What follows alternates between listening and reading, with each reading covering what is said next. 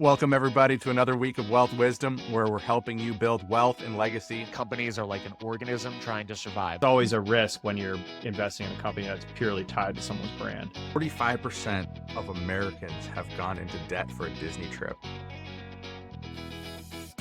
Welcome back to Wealth Wisdom, the show where we help you build long-term financial clarity with smart, actionable advice. I'm Justin Obi. This is Eric Benz and Bill Ryan over here. And today we are talking about something that could completely change how you think about money. It's called Dreamlining, and it's not what you think. It isn't about manifesting or wishful thinking or vision boards. This is about reverse engineering your perfect life and building a financial roadmap to get there. Most people save money without knowing what they're saving for. So today, we're going to get into it with Bill and Eric and really jump into what exactly Dreamlining is, because it flips all of that. You design your life first, and then you build the wealth strategy to fund it. Guys, let's do this. It's exciting. Yeah.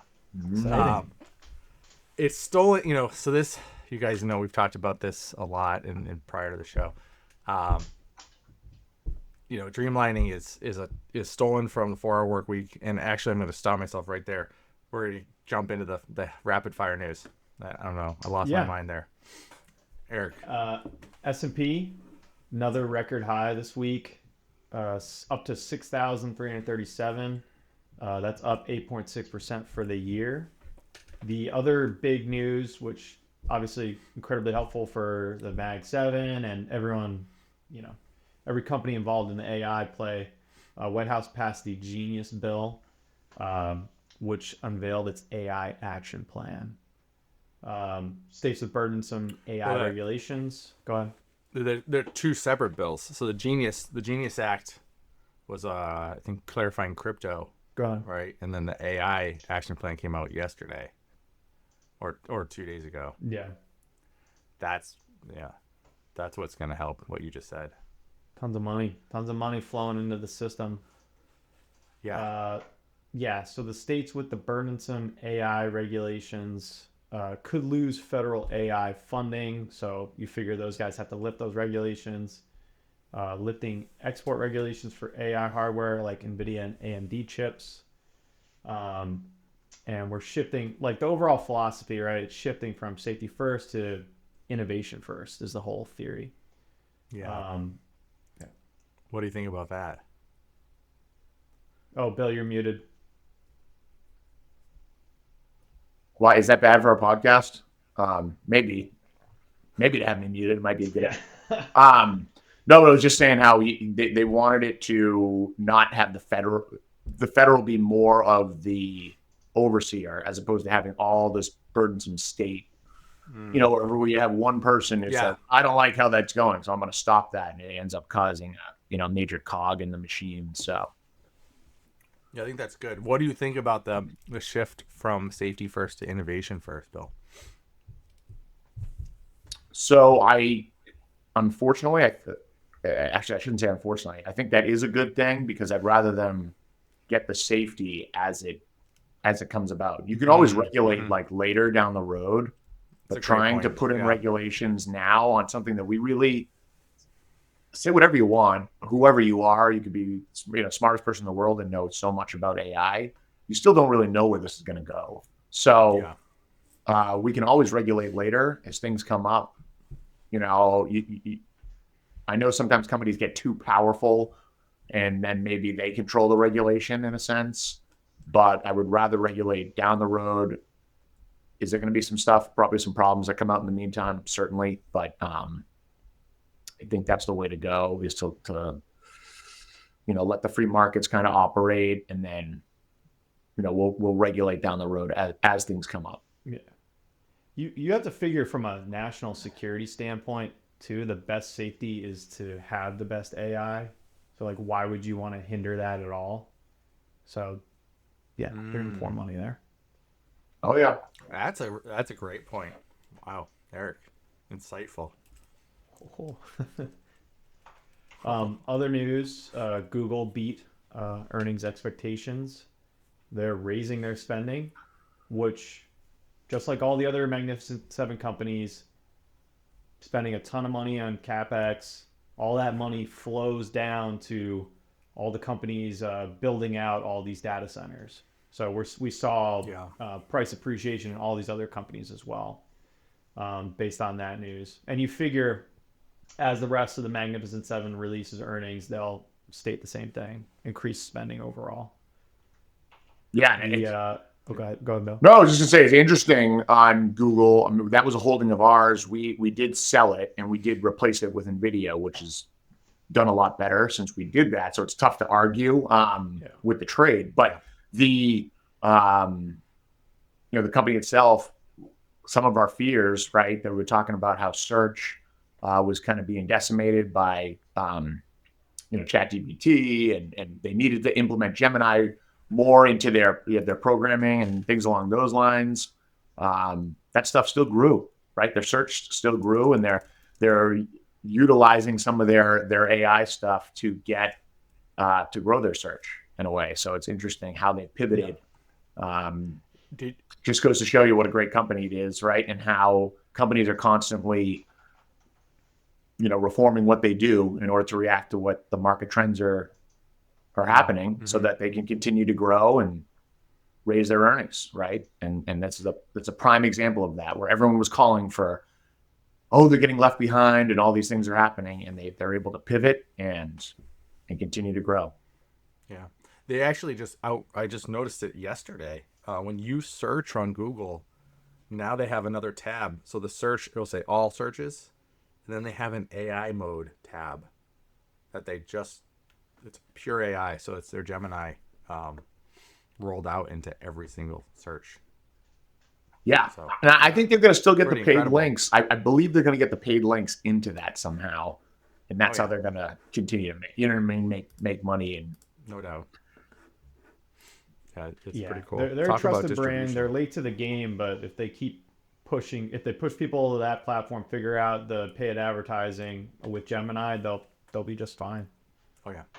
And they're trading one thing too. They're trading at like 22 times. Their PE is like 22, and they're one of the out of the Mag 7, they're one of the cheapest.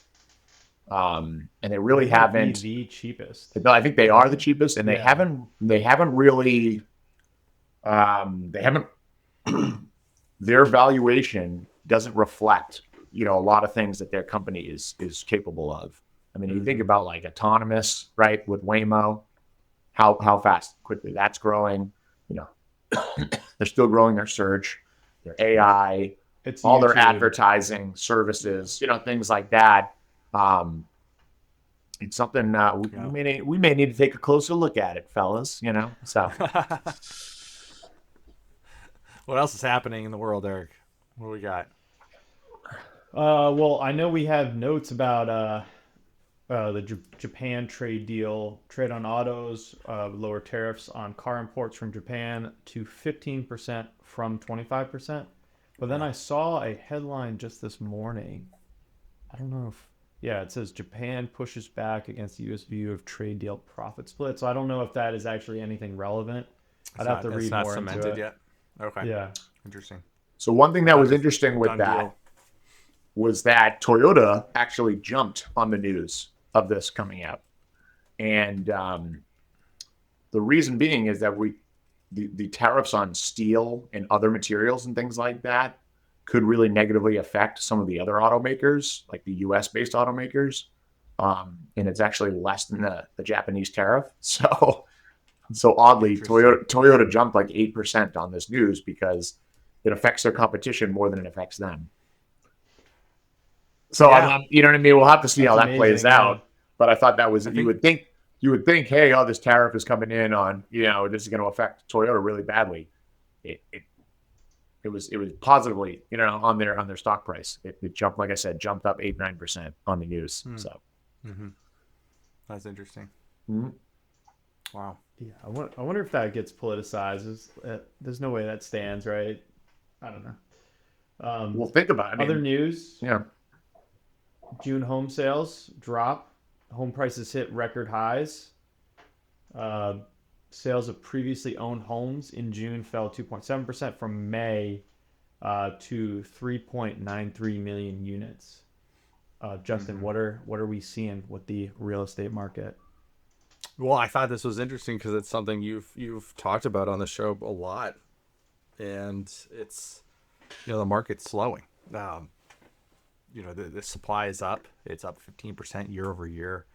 The median house prices actually are up as well, which is a little strange, but not as much as 15%. It's up 2% year over year. So, I mean, prices are holding steady. We're seeing a lot of softening in the market nationwide. So they say there was in this data, in the research for the show, it's just because mortgage rates are still so high at like 6.9% on average, 6.77. And if rates come down 6%, that's going to unlock a flurry of activity. Hold on. How many percent? If it comes down to 6%. If it goes down. Okay. Yeah. I thought you were saying like it mortgages go down by 6%. I was like, they're going to be a percent.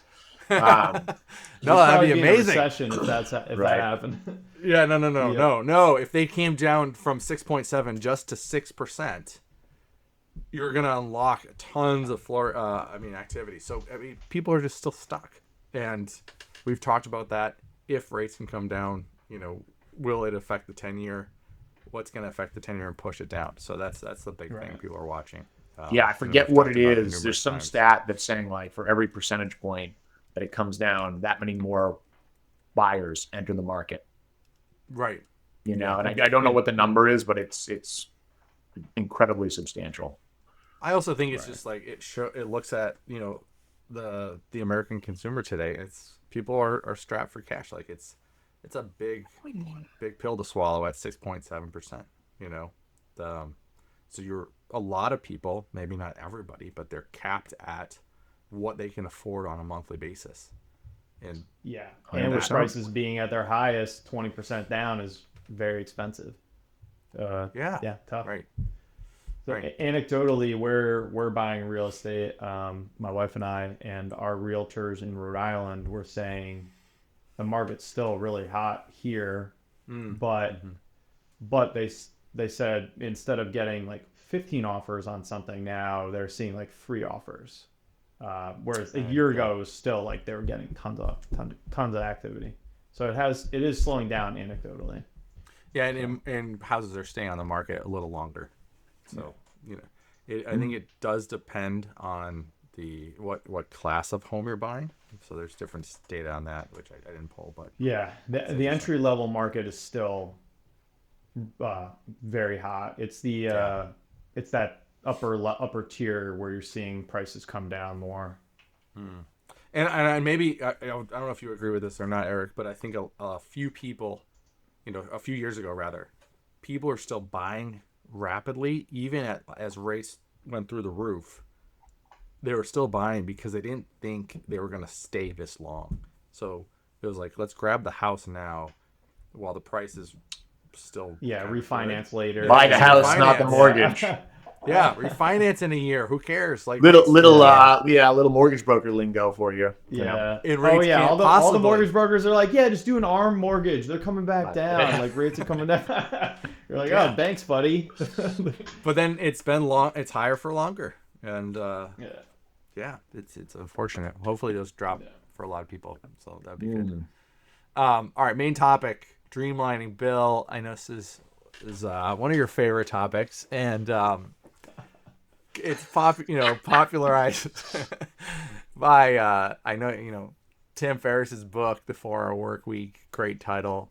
Definitely give it a read. It's not about that if you have read it. But Dreamlining versus traditional planning. I thought this was interesting. From the title, it's just like, just be rich, and then you don't have to work. 4 hours is all you need. No, I think 4 hours you go out of business. I think the book, just for everyone listening, if you haven't read it, a lot of context there, but it talks about efficiency, business, small business, running a business, automating things, Pareto's principle. There's a million really good topics in there. But Dreamlining is something we pulled right from there. We wanted to talk about it today.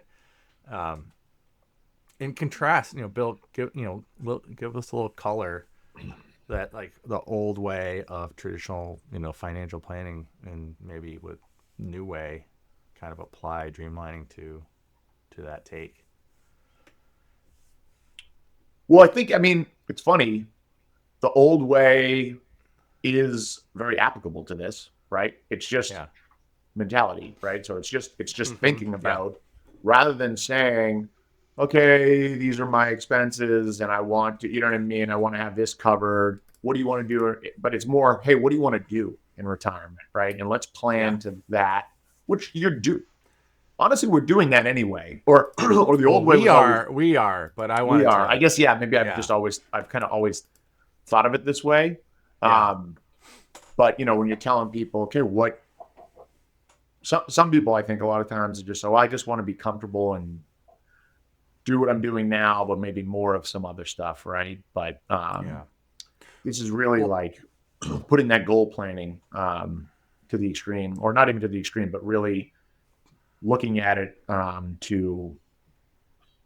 Let's really nitty gritty details, getting specific with the goals, right? Like, how much do I need to retire is like pretty broad.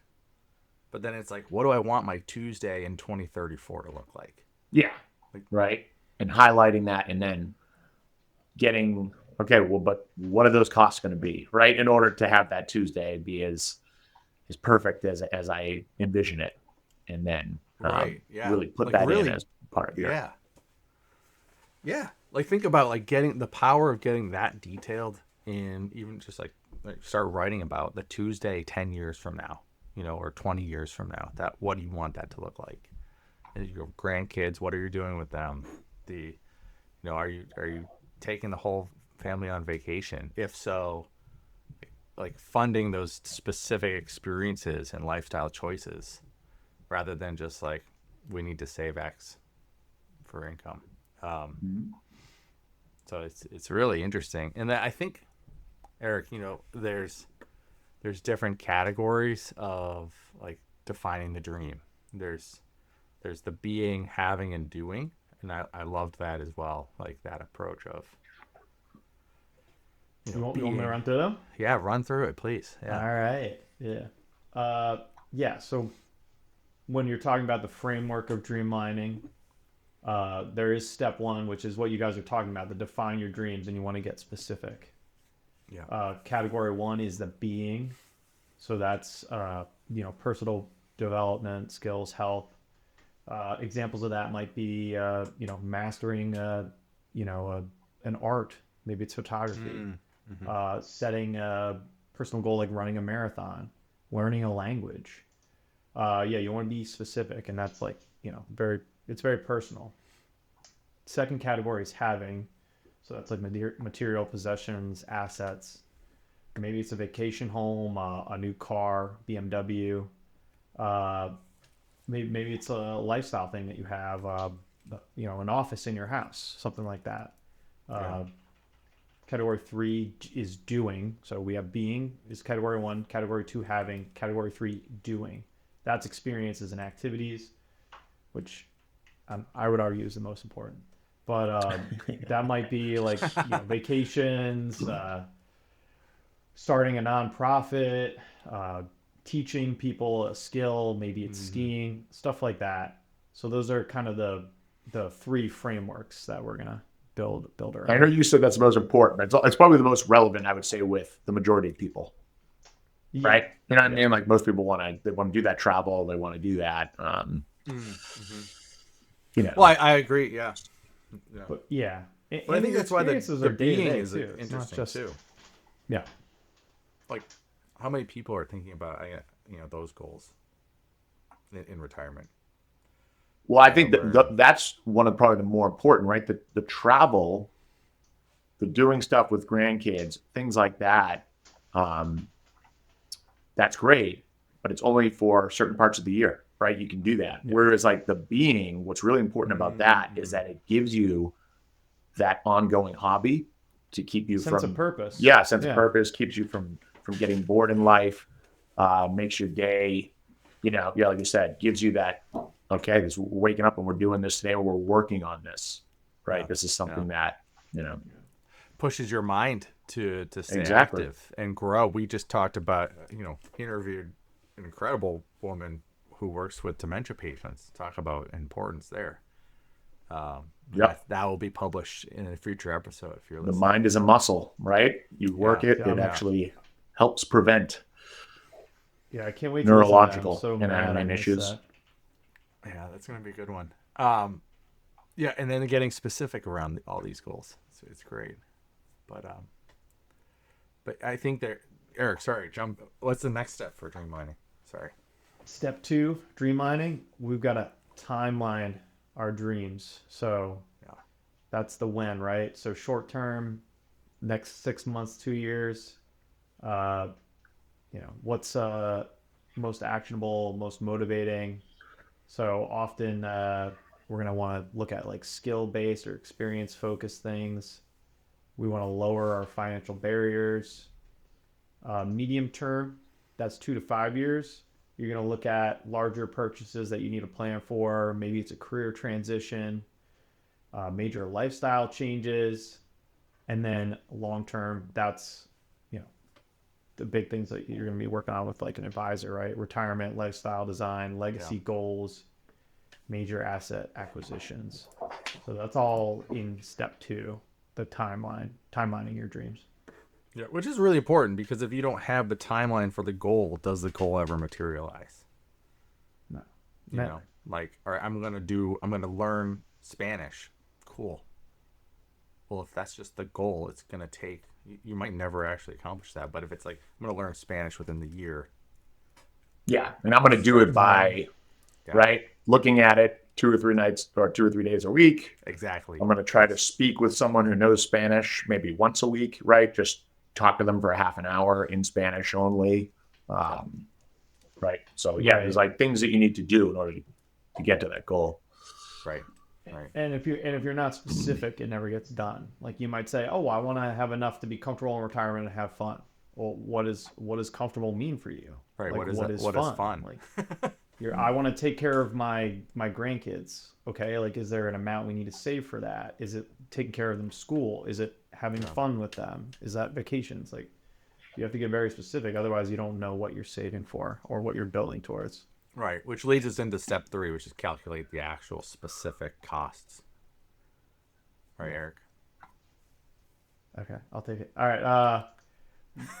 So which is what we're talking about. Researching the costs, including all associated expenses, factor in inflation, big thing to factor in for your future dreams, and then consider ongoing versus one-time costs.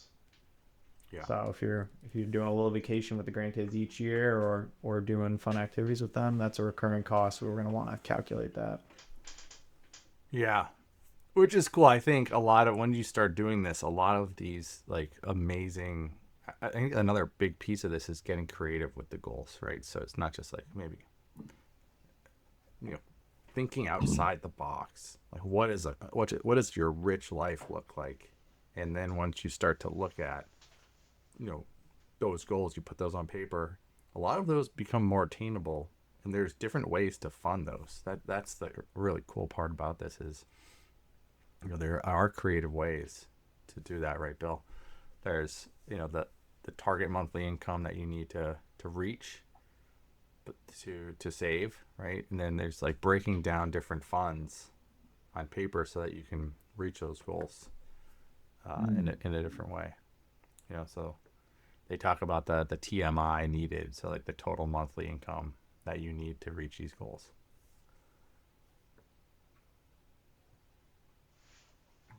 Sorry, are you asking me to respond to that? He was trying to jump it. Yeah, I mean, that's enough said. But like, what Justin's talking about is getting into the specific planning, right? Like where you can actually break down what everything, and we have examples in the notes, which is like, airfare costs $1,200 per person. Calculate hotel expenses if you're going to be vacationing, food and dining. Once you get into those specifics, you can really make your timeline a reality. Right. And there's also like levels. Like if you want to go on this European tour, you can go Airbnbs or hostels maybe if you want to be adventurous, or instead of luxury hotels. There's, Yeah, you got to do the sailing. plan according to your likes and needs, right? Yeah, like if you Or want to how much become how much you can afford. right, like sailing every day, that could just be joining a sailing club. You don't have to necessarily buy a Own yacht. boat, yeah. Yeah.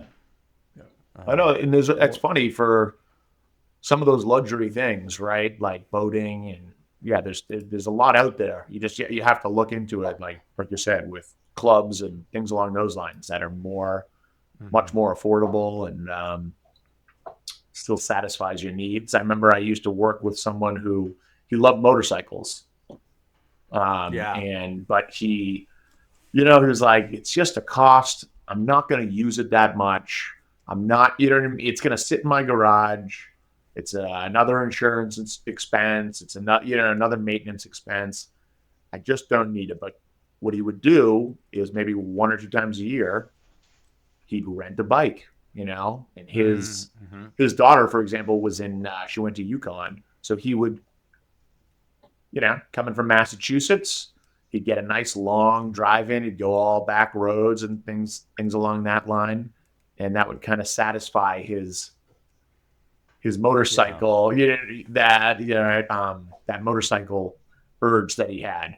Wouldn't buy it, right? You wouldn't spend I don't even know what a Harley Davidson costs, but say the $20,000, $25,000 on the bike, you just rent it, use it for the weekend.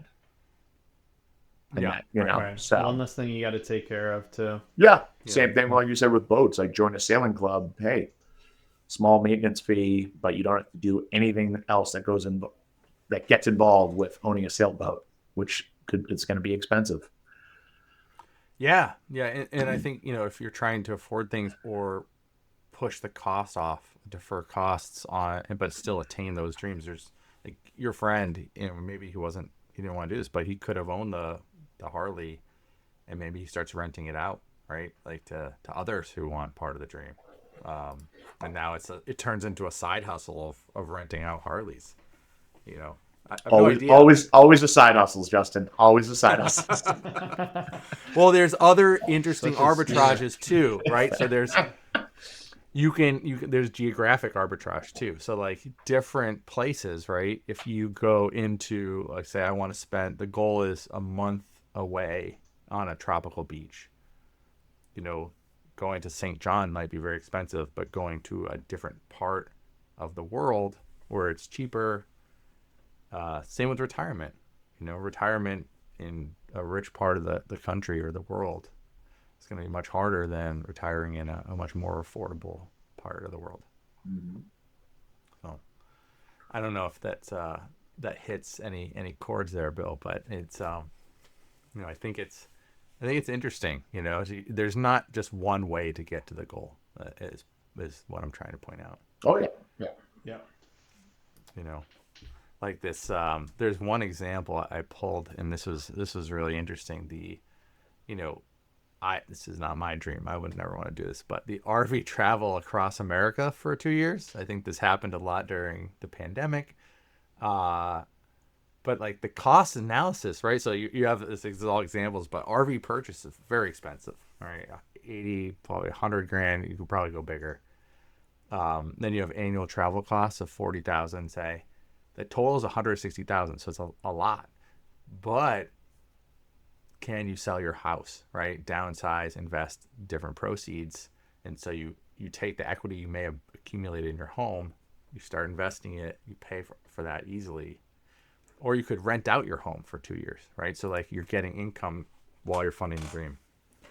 Maybe not always a side hustle, mortgage, but no. I'm sure you want to do the RV together with somebody.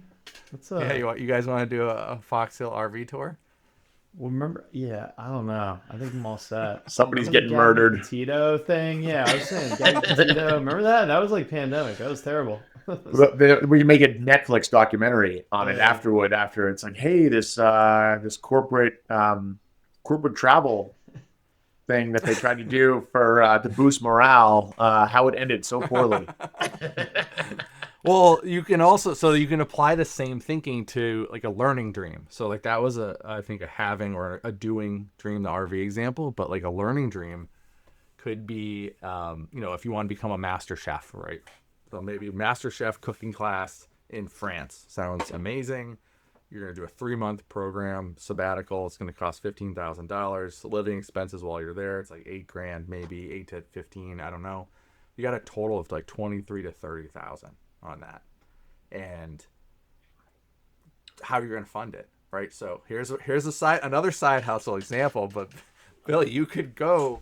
The funding strategy is now you are a master chef, and you start to, cook for people on the side because you love it.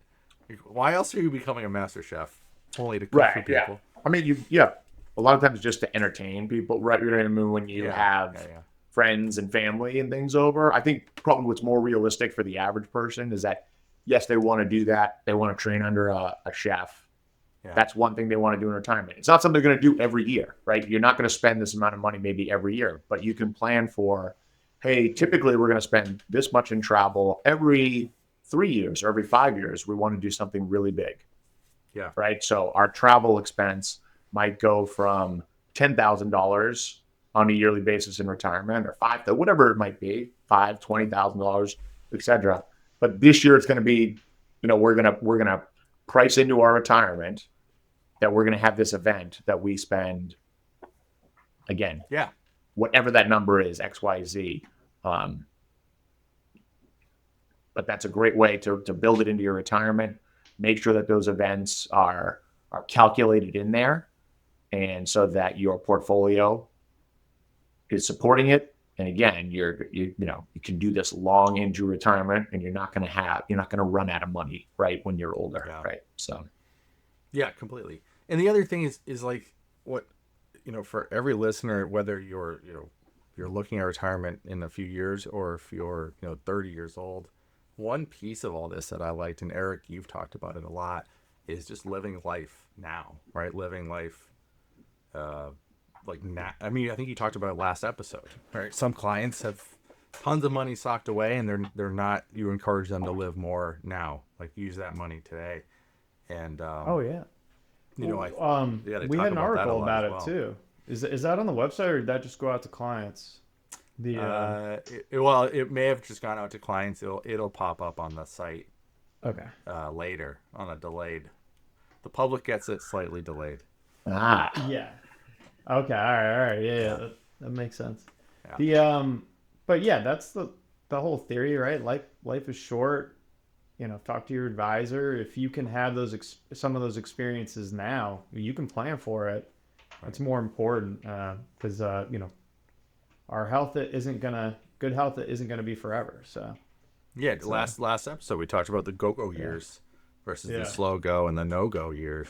And even when you're there's a lot of cool stuff you can do when you, I would say, just in your 30s, right? Or 35 or 25 versus when you're 40, right? And you're raising children. So it's like it's all taking all that into account. It's really powerful. Live in the now, man. Who said that? YOLO. That's why I have the Shaka sign. It's from Wayne's World. Oh, I love that. That was a great movie. Eric's probably like, I don't even know what that movie is. Do you know that at all? Wayne's World. No, I've seen Excellent. it. Yeah. That relic of a movie. Yeah, I've seen it. All right, so any other last words on Dreamlining, guys? Dude, I don't even know where we are in the notes anymore, but we're wrapping up. We're moving on to Arista. We're talking about the stock deep dive right now. Oh yeah, okay. Let's talk any last before we move on to the stock deep dive? Any last? No, just owning Arista networks will help you achieve those Dreamlining goals. Maybe not. Yeah. We can't say that for sure.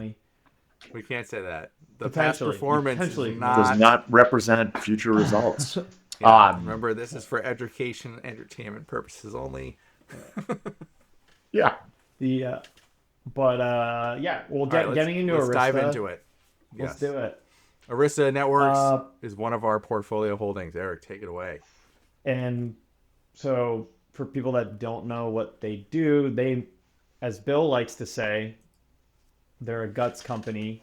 They're involved in these AI data center build outs. Their main product is the switches, routers, and like other hardware that they make that's in all these systems. That actually makes up 84% of the revenue. It's not their fastest growing segment, but it's incredibly profitable for them. But they had good earnings recently. They've rallied from their bottom. I don't have the total number here. Either way, great business to be in. Their main clients are all Magnificent Seven companies, so they have a lot of exposure there. Yeah. But as like we talked about earlier in the episode, as these Magnificent Seven companies, Google, Apple, Facebook, Amazon, as they release earnings and say, hey, we're going to keep spending a ton, billions and billions on data center build out, companies like Arista Networks, their stock price goes up because people are projecting future revenue for them. Yeah, they're the main beneficiaries of that. Yeah. Yeah. So when do we buy it? How has it performed? Do we know that? I know it's currently trading at 114.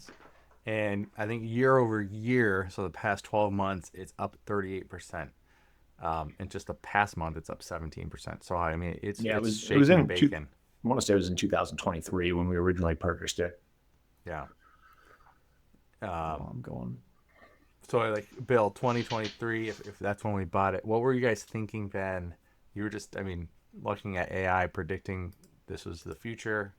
I know, I think ChatGPT was already out in full motion at that point. So, can you take us behind that, if you remember? Oh yeah, no, 100%. I mean, it was, like anything, right?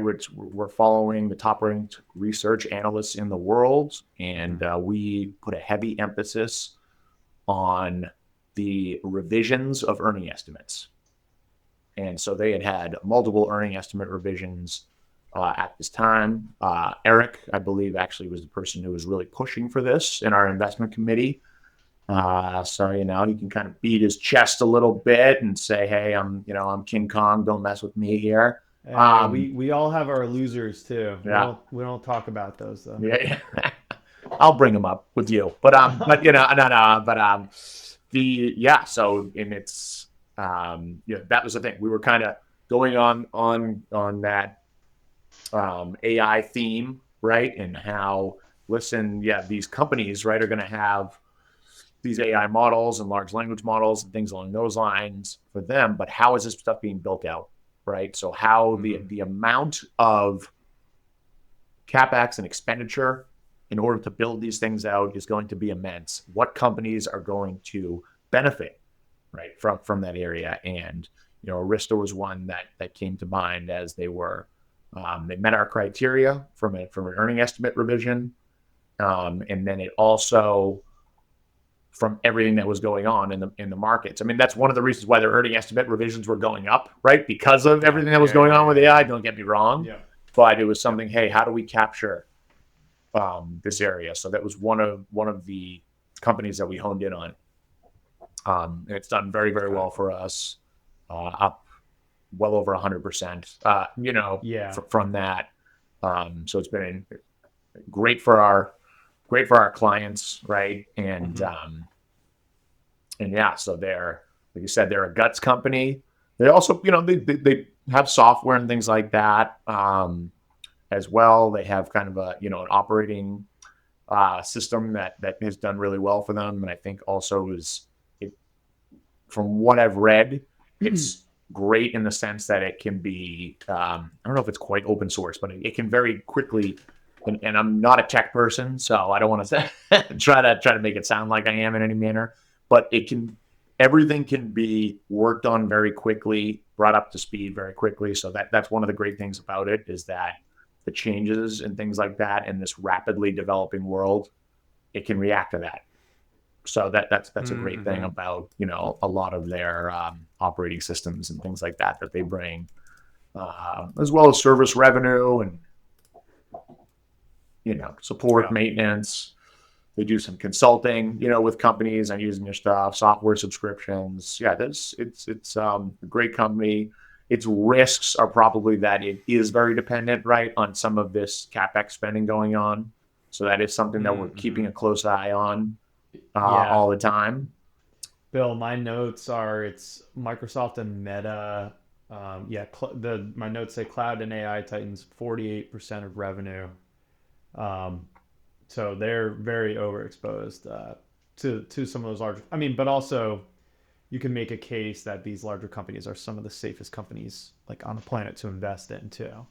Oh, for sure. Yeah, like when you think of a company, right? They're AAA rated. I mean, I don't know what the credit ratings are saying, but they're as close to a traditional AAA rating in terms of safety that you're going to find. I mean, they have these. They're not canceling orders. You're not getting paid from these companies. I mean, the amount of cash that they generate is unbelievable. Just on a yearly basis, the amount of money that they have on their balance sheet is incredible. Yeah, I mean, it's unfathomable almost. Like when you think about all the stuff they could buy. Yeah.